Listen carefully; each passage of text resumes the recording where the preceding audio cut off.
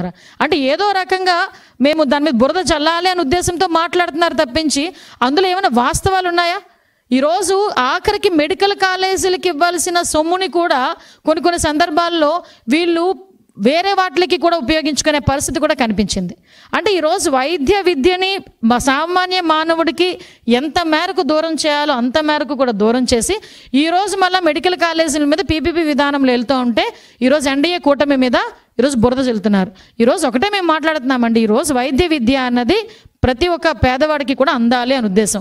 ముఖ్యంగా వైద్య విద్య గనక పెరిగితే, వైద్య ప్రమాణాలు పెరిగితే జీవన ప్రమాణాలు మెరుగుపడతాయని నమ్మిన సిద్ధాంతాన్ని నమ్మిన వ్యక్తిగా ఈరోజు గౌరవ ముఖ్యమంత్రి గారు కానీ, గౌరవ ఉప ముఖ్యమంత్రి గారు కానీ, లోకేష్ బాబు గారు కానీ ప్రత్యేకంగా దీని మీద దృష్టి పెట్టి సెంట్రల్ గవర్నమెంట్ కూడా సహాయ సహకారాలతో ఈరోజు ముందుకెళ్తున్నాం.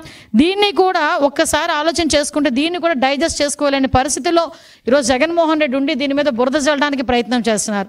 అంటే ఈరోజు ఎవరైనా ముందుకు వస్తే, అంటే నిన్న మొన్న చూసాం, టెండర్లకు ముందుకు వచ్చినా కూడా ఈయన వార్నింగ్ ఇస్తాడు.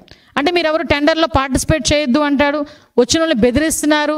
అంటే ఓవరాల్గా చెప్పాలంటే ఇక్కడ అభివృద్ధి జరగకూడదు అన్న ఒకే ఒక విషయంలో ఈరోజు ముందుకు తీసుకెళ్లే పరిస్థితి. మళ్ళీ చెప్తాను.